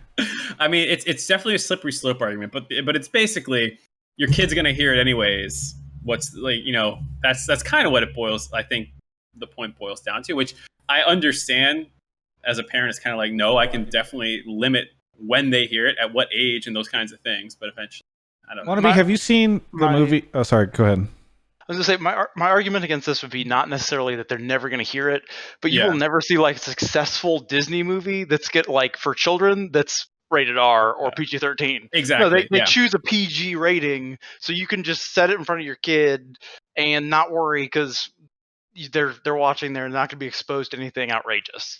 Like that's a decision by these companies to do that. And so I think the LCS, if their goal is ever to build the fan base with kids, that's a long lasting, like generational fandom, then that's something that's kind of important. Avengers is PG-13. Okay, he didn't mean Disney as in like no. I meant those are family movies. Are they not? Disney Megacorp. He's talking about like the think kids. Tangled. Like I know, but I don't want LCS to be children. Tangled or Frozen. No, but the point is that sports in general, not all of them, because I think, you know, MMA and these other kind of more mature sports, but the idea is to cast as wide of a net as possible, because in theory it doesn't cost you anything to make yourself viewable for children's and get that PG rating. I think that's how sports look at it, is like, hey, we can have a wider net if we just tell our broadcasters, or, you know, this is the FCC even, I guess, thinking like, so like, yeah, don't swear, and then you get the PG label and it's great. Whereas LCS would be PG-13 and it's harder for people to watch. I get that mentality, but I don't know. Okay, final thought. Wannabe, have you seen the movie Thank You for Smoking? I have not. So it's one of my two favorite movies. There's a really great scene at the end. I'm a little nervous about spoiling it, so I'm not going to spoil it. I'm going to try and figure out the best way to do this. But it's a great movie. Everyone should go watch it. And there's just a conversation around like cigarettes and the extent to which the government should mandate like warning labels and stuff on that, and how that plays into like, you know, how much responsibility you put on the government and other entities to organize this stuff versus like parents. And this whole moment in this conversation is really making me think about it a lot. It's a great movie. You should watch it. But it does have sex scenes in it and some swear words. So don't watch it with your daughter. Anyway, thanks so much for the call. Anything you want to say before we move on to the next one? Go C9 Summer Split. And by the way, I really want to thank you for this, because this was actually one of my favorite calls I think we've had in a long time. And I know that your take is like, you know, a lot of people are going to say like, I should be able to fucking cuss if I want to, but I actually, this is the type of stuff I just never really think about. So I always appreciate calls like that. Thank you. Thanks for having me. Yeah, have a good one. All right, 3 more callers to go. Where are we? Sports CTC, thank you for the 28 months. And Hilly, thank you for the 18 months. Quick, people have been sub for a long time. I need to get more sub icons for folks. But I haven't done that yet. I need to do that. Twitch chat with their Twitch chat, unsurprisingly in favor of profanity. I'm unsurprised that Twitch chat is interested in perhaps some foul language. I'm surprised, given how usually moderate and respectful Twitch chat is. So funny. Okay, Rico Suave. Rico, where are you calling from? Remind me again. New York City. There it is. What do you want to talk about on the show? What I want to talk about is a quick update on the League of Love thing, actually. On what? League of Love. Hotline Love? Yeah, Hotline Love. There we go. Whoops. Okay, go on. I don't know what this update is, by the way. He just said update on Hotline Love, and I forgot about that. We did that, so I pulled him. Okay. Yeah, so it's going to be quick, short, and I guess a quick question to ask you too. Oh wait, so hang on. For those that don't know, not this past Valentine's Day, but 2 Valentine's Days ago, so in 2019, we did a version of Hotline League that I never want to do again called Hotline Love. I would love to do it again. And it was Mark, Ovley, and I. Uncomfortable. And it was very uncomfortable. We were completely unprepared for the seriousness of the relationship calls that people would call in with. And I really did not feel like it was as fun as I thought it was going to be. Anyway, continue, Rico. You also got to mention Cat the Fly was in there too. Oh yeah, Flyers would tag in, yes. So just to kind of so I actually still dating that woman that you guys helped me, I guess, with that great advice. And we've been dating for a year and like 5 months now, and I'm thinking about going to the next step, and that is to propose to her. And I kind of wanted to ask you to, any advice. I guess moving on forward, being serious. You guys are probably a little older than me, but I guess it's just trying to get out of that fuckboy mentality kind of thing, and just like get into something serious. Travis and I are neither of us have been engaged or are married. So. Hang on, I just love that this person in Twitch chat in all capital letters named I Play Victor wrote, "I am married, do not do it." I absolutely love that. That was one of the first things that I saw pop up in Twitch chat. Incredible. So Rico, I don't remember what advice we gave you. So like, can you give us a little refresher? It's been so long. Yeah. I don't even remember what we said. So the one issue I always had was whenever I really like somebody, I get very nervous, and you guys kind of gave me advice on how to get, out of nervousness. But the one tip that really helped me a lot, which came from Travis, was hearing music before like that day. And I guess, you, Mark, living with your girlfriend, and Travis being in a very serious relationship now, like, I guess, and you guys are like, I guess you could say, are already implanted and are into your career. I guess what advice would you give somebody who's, still in culinary school, still not sure if they want to stay in their city job, that kind of thing, I guess.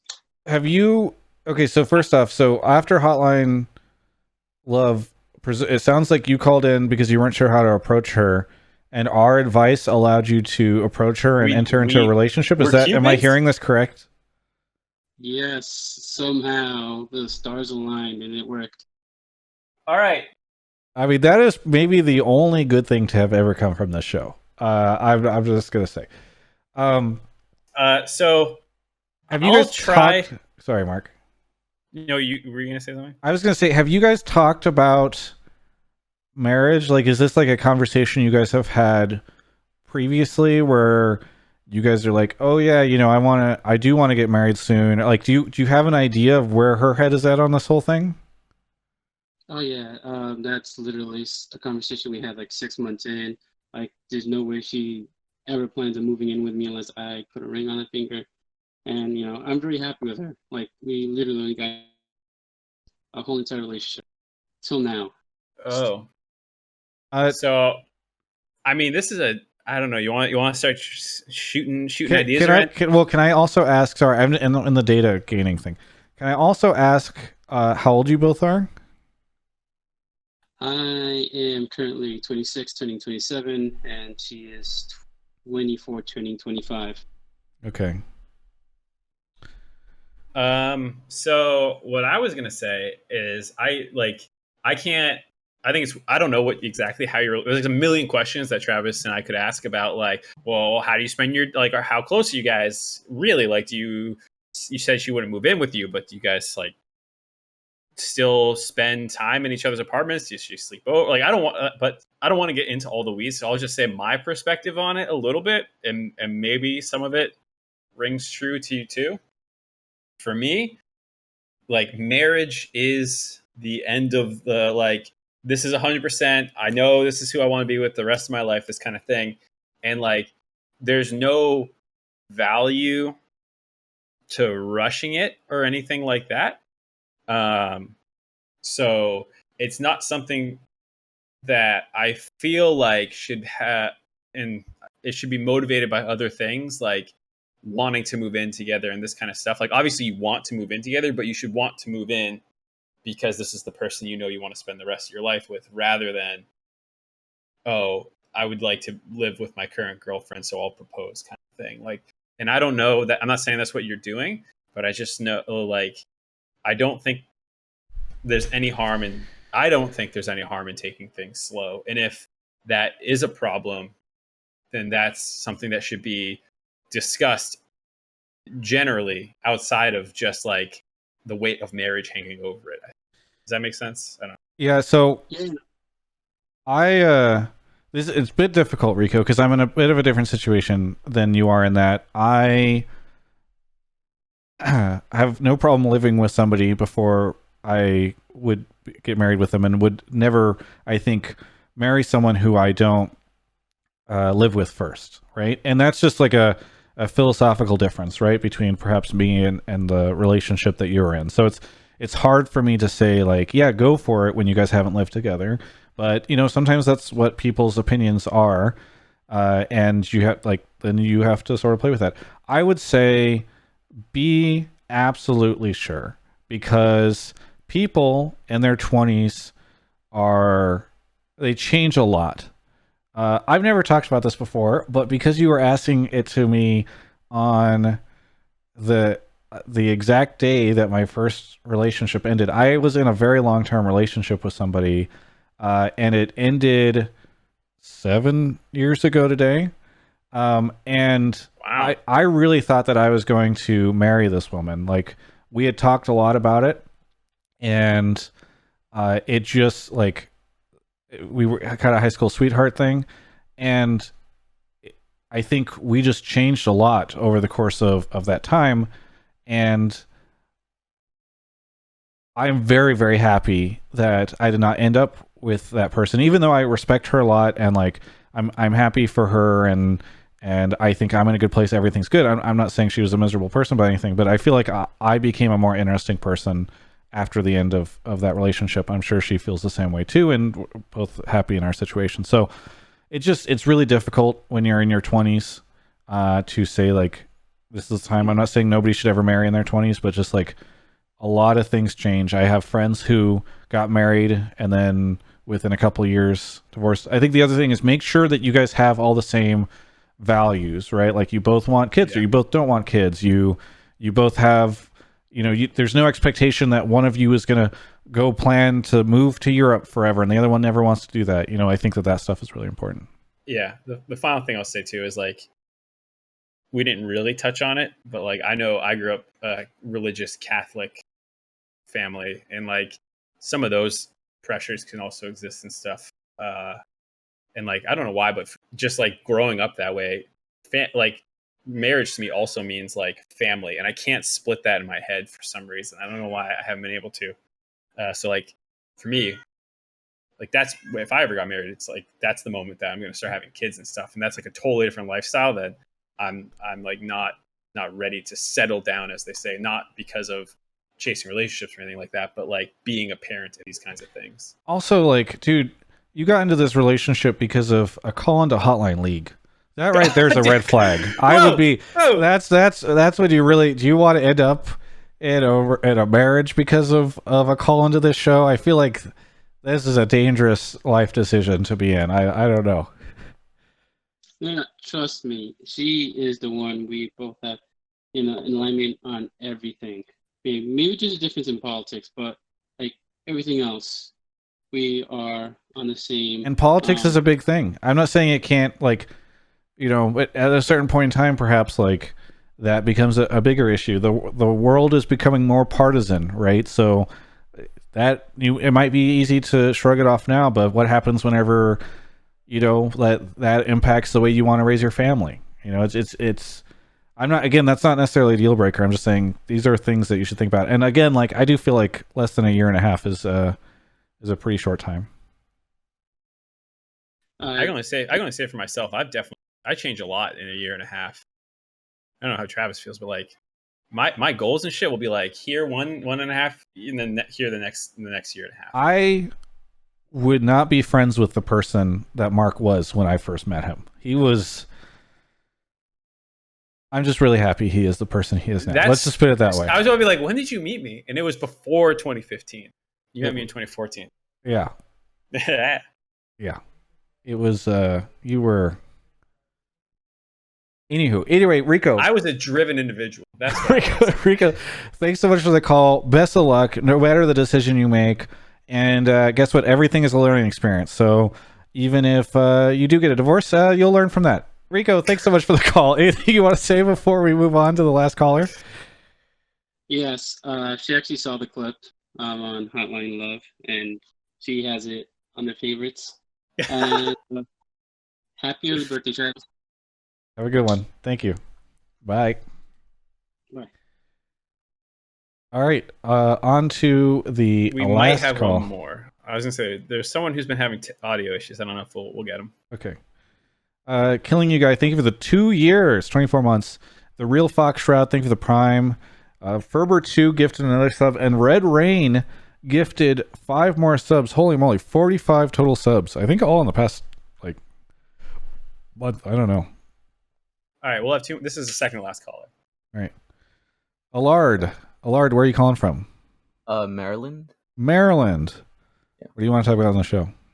So I want to talk about how, like, I guess Grab's point of view on Doublelift, and like how he like viewed him, or how he viewed like leaving TSM kind of like without any scrutiny, and due to the conflict of interest stuff and all the other like stuff that happened. No one really talked about how like Doublelift got no scrutiny, and at the end Doublelift kind of just Have you?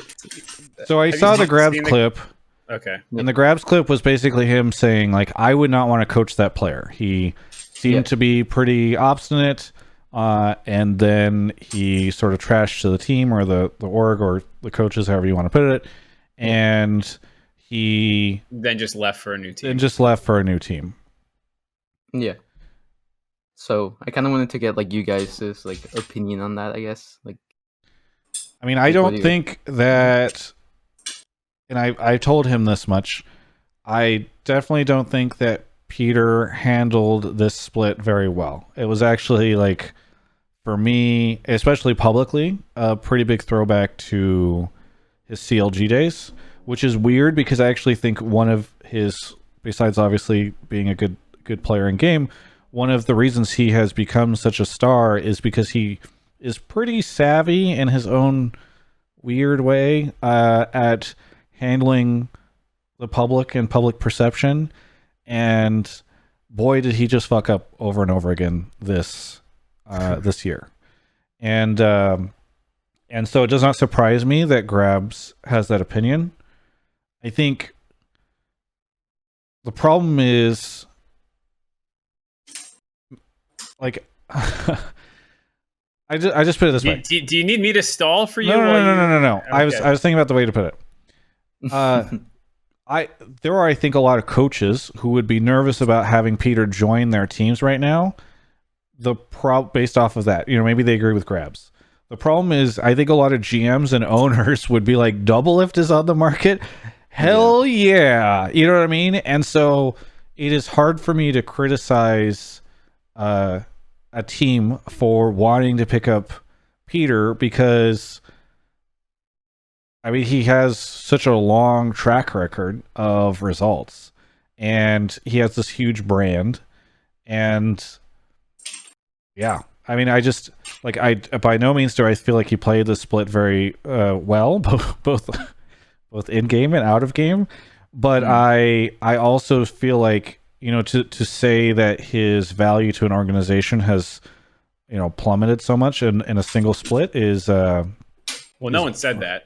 No, I know, but Grab's essentially saying that's a player I wouldn't pick up on my team, right? Like, Mm-hmm. Yeah, I think the other thing is it's really easy for Grabs to say that when he's coaching G2. Yeah, but I think his point, which I understand, and he did say a bunch of things in that clip. You know, he was saying like losing motivation isn't actually a big deal to him. It's about like how he treated his teammates, because you know in G2 they talked openly about their motivation levels, and some of the players didn't want to go giga try hard in spring, and so they took it a little bit easier and stuff like that, and everyone was on the same page. He was saying Jensen seems like he said he was putting in a lot of work, and a lot of the other guys were putting in work, and it was just Doublelift who wasn't honoring, so to speak, this kind of social contract about the amount of effort they're going to put in and motivation and stuff. And he's saying like he wouldn't want to work with a player like that. And I think a lot of people, coaches and stuff, they might want to work with him because he's so good, and they might accept working with him. But I don't think anyone is excited to work with someone like that, where you don't really know what you're going to get, not only in terms of the motivation, but also the approach and these kinds of things. And that's something I think I definitely agree with. I understand his point too about kind of feels like he got off scot-free because so much of the TSM drama has been about TSM versus him. Mm-hmm. I had some pretty strong takes on the dive in this show, but those are like, kind of over, like the community thought, they were divided a little bit more.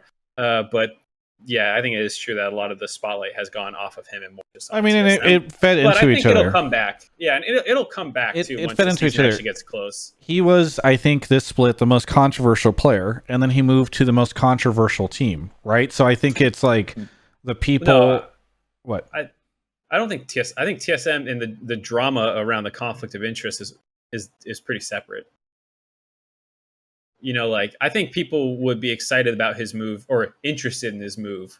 And I think the only reason they're not talking about Doublelift's expectations for summer right now is because it's the off season and it's more fun to talk about. But people did talk about, like, before all the conflict of interest stuff came to the forefront, you look at the TSM subreddit and people, or when I released the video about the rumor, like there was a ton of stuff about, some TSM fans were saying, we don't want this guy.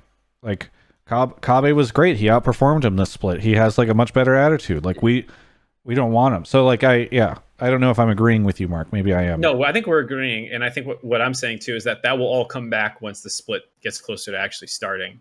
Yeah. Once the hype machine begins. And no, I mean, this is an insane split, right? If only just because if TSM does amazing and TL sucks, then it's gonna be like the Doublelift vengeance train. If the opposite happens, it's gonna be like, Peter was the problem in Twitch chat over and over again, or Doublelift was the problem. Yeah. When you're chasing greatness. And if both teams do great, then it's gonna be this intense, crazy rivalry. And if both teams do terrible, it's gonna be hilarious. It's amazing. No matter what, you get something amazing. Yeah, and so I think people will, especially if Doublelift doesn't do well on TSM, people will definitely remember. And I think Grabs he's right now where the spotlight definitely came off Doublelift, but I think it will come back if he starts doing poorly. Peter has to prove himself in a way that he hasn't in a very long time. Years, yeah, exactly. I think he gets that too. Allard, thank you for the call. Anything else you want to say before we move on to the final caller? I guess I wanted to like ask you guys what you guys think about, like, is TSM actually gonna be like a good team like next split? Like I think they're gonna be a good team, but I think like a lot of people are kind of like in a way kind of overhyping them, even though they're like gonna be starting with a rookie jungler. And I don't think Doublelift will solve their problems. No, because like they're gonna obviously play around him, right? That means that I guess Broken Blade is gonna be like weak side or player, whatever. I'm not talking. It's past 10. This is now my allotted time is up. There's a big conversation about it. But to answer your short question, I do not think that TSM might get better. I do not think that this is the fix to all their problems. I also doubt that they would say that this is the fix to all their problems. Clip it. They're donkey shit. Thanks for the call. All right, one last call to go. Mark, heads off now to the waiting room. The Slatherpuss, thank you for the 9 months. Smiles ND, thank you for the 4 months. Lane Plox, thank you for the tier 1. Hell's Ride, thank you for the 5 months. And Antivirus, thank you for the 2. This could potentially be a long topic or a very short one. Okay. So what you're thinking once you hear it. All right. Anvil, thank you for the call. Thanks for calling. Where are you calling from? I'm calling from New Haven, Connecticut. First time caller. New Haven, Connecticut. First time caller. Welcome to the show. What do you want to talk about on the show? So I know it's a slow week in terms of drama, but one of the things I picked up on was the G-Bay 99 drama, where it was a Reddit thread earlier this week where one of his videos got basically plagiarized by PC Gamer, and then he released a video earlier today basically saying that Discord Esports also pretty much produced a dumbed down version of one of his longer documentaries about Moscow 5. So I kind of want to get your take as a reporter, especially about plagiarism in journalism, especially esports journalism, because there's like only a small pool of where people get esports stories and content from reporters. Like it's mostly you, Jacob Wolf, and then leaks, and then from directly what we hear from teams. So I kind of want to get your perspective on that. Okay, so I was completely unaware of like the whole thing with the score. So I can't comment too much on that because I don't know. I did read the thread about the PC Gamer thing. My best guess that was what happened there was a PC Gamer probably had they hired some freelancer or contractor. Do we know who the author was? Was it somebody who worked at PC Gamer? I didn't dive that far into it. Anvil? I didn't look either. I didn't know if maybe you did because this is more up your alley. Anvil, do we know? Did you catch who the author was on the PC Gamer stuff? Was it a staff member? As a staff member, it's James Busby. I think he's just a random person at PC Gamer. I don't know. Yeah, so for those that don't know, oftentimes it's very hard to make money with any of these websites. I should know. I tried to. And they oftentimes what you end up doing is you have your core staff and then you have freelancers, contractors, etc. Because guess what? Like when you are a media company based out of San Francisco, LA, or New York, it's a lot easier to pay somebody, I don't know, $100 an article or something if there's somebody living in the Midwest, and it's cheaper for them. That covers their entire rent because they're in a flyover state. So I think I wouldn't be surprised if that's what happened here, right? PC Gamer said, hey, we want to get some League of Legends articles. You hire somebody who has not as vetted of a track record as your staff members, but you feel like, okay, well, whatever. Then this person goes and thinks to themselves okay, what should I do? I can pitch a video or a thing about why do people hate Teemo, and then they look up this article and they think, okay, I'll change what that meme about copy your homework but don't make it look obvious. They end up doing something that is pretty clearly plagiarism. So definitely nope, I doubt that anybody at PC Gamer is happy about this, right? If this had happened when I was at GameSpot or Yahoo Esports, it would have it looks really bad for everyone and it becomes this huge scar on it. I don't know if PC Gamer has said anything about it. I would expect that they would have by now, but maybe, I don't know. So that sucks. The Score is a site that does deep research into these stories and produces these long videos. It's very smart, and it's a very smart model because I'm sure they used to do what I do, but what I do is incredibly expensive and stupid and nobody should do it. And so they just hire a couple of video producers and some researchers to make these videos, and you never have to send anybody on a plane. It's great. So I would not be surprised if somebody went and did a bunch of research on Gambit or Moscow 5, and either they found a lot of the same sources that G-Bay did, or they watched G-Bay's video and used a lot of that as the source. Again, I haven't seen it, so it's hard to tell if that was plagiarism, or if they were pulling facts that just coincided with the way that his facts were. I don't want to comment on it too much. I don't know where I'm going with this. Anvil, did you have a succinct point at the end of it? Or did you have a specific question you needed answered? I just kind of want to get your take, especially as a reporter in the scene.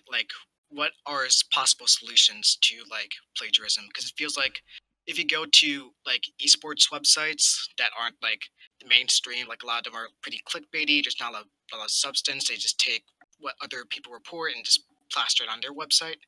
So especially for someone who's like trying to break news, like how does that affect you, as well as like what? Oh can well, be so done like about Dot it? Esports, for instance, writes articles about Mark pulled you, and now Mark pulled you. Now wants me to wrap up the call.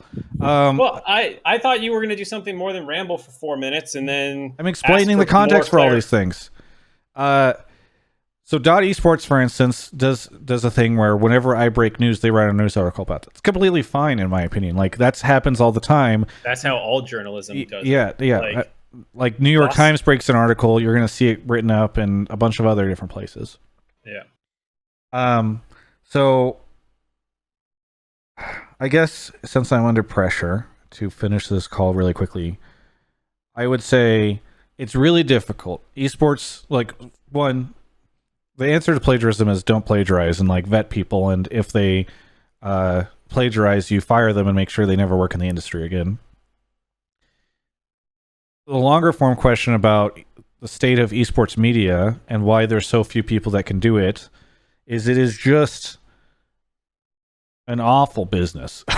It's just like you do something that you think is really great and you want to see a bunch of conversation around it. The Reddit mods remove it, and then people don't see it that much. Or you see something, you piss off all these fans and they get angry. Or another esports personality gets angry with you and starts flaming you on their stuff, and now you've got their army coming after you.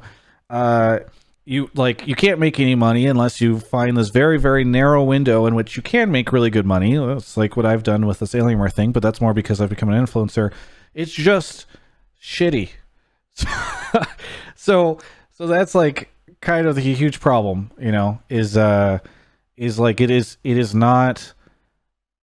We don't have a great system. Everyone runs ad block. It's really hard to make this thing work, and so it has just ended up in a situation where like you don't have very many sources for good coverage. I mean, the industry is also super small. The audience is pretty small. There's no world in which we're going to get close to like NBA or NFL or anything what they have right now in terms of an ecosystem. Does that help answer any of your questions? Yep. Yeah, for the most part. I just kind of want to get your take for the most part and just like get your sense, because obviously, like you mentioned before, like the Dot Esports before, as like kind of like taking your stories and then they get posted on Reddit and they get all the clicks while you kind of get left out there. So that's it's like Travis's fault for mismanaging his relationships.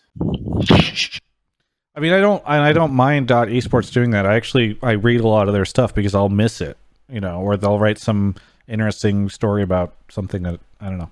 It's not bad. I have no beef with them. I do have beef with the Reddit mods. Thank you, Anvil, though, for the call. Anything you want to say before we wrap up the show? Shout out to G-Bay. He makes really cool League documentaries, especially for someone who's kind of been watching the esports scene for a while. Shout out to you guys, because when I close my eyes, you really are the League's equivalent to Shaq and Kobe. And shout out Avatar. Did you just say we're Shaq and Kobe? When I close my eyes, yeah. I just picture Shaq and Kobe. Are your ears close too somehow? No, not Shaq and Kobe. Shaq and Chuck. Jeez, sorry. Either way, I don't think the analogy works much better. I'm sorry. Which one of us is Shaq?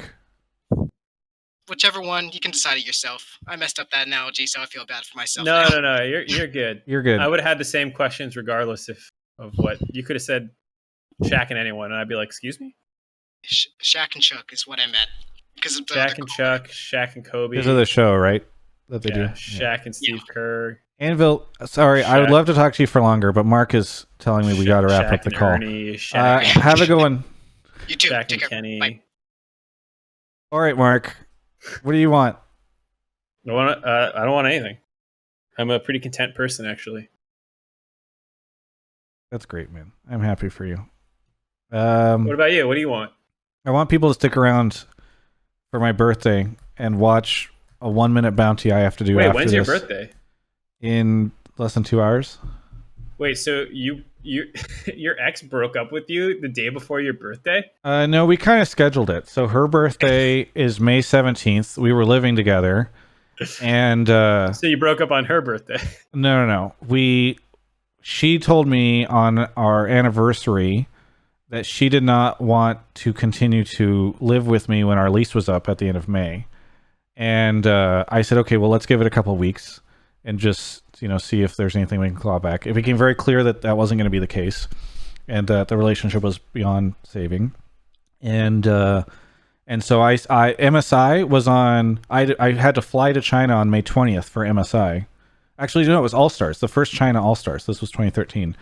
And so I said, okay, and I was going to be gone when our lease ended. So I was like, okay, well, let's do this. Like on the 18th, we'll officially break up. I'll go stay at Nick Allen's place. I went and crashed on his couch. And then the next day I went down to San Diego, spent the day with some friends, and then flew to China. And when I came back, all of her stuff was out of the apartment, and I began the long process of healing. But you're all better now, buddy. No. Mark, is there anything? Don't let Nicole see that clip. Is there? Mark, is there anything you want to shout out here at the end? Shout out Netflix having Avatar. Shout out The Great. It was pretty good on Hulu. If anyone has it and you want something to binge, it was pretty interesting. Yeah. Shout out to Mountain Dew Amp Game Fuel, who I think it was them. I don't know. Somebody sent me, and I've not tried this flavor yet, but somebody on maybe a birthday gift, I don't know, somebody sent me this from Amazon, and it showed up today. And maybe it was Mountain Dew, because they DM'd me and said they were going to try to hook it up, but I don't know if it was or something else. Stick around for the just 1 minute of the bounty. That'll it's a nice birthday gift to myself, and everybody have a good time. Thanks, Mark, for the show. Thanks for. Hey, you too, man. You have a great show, life.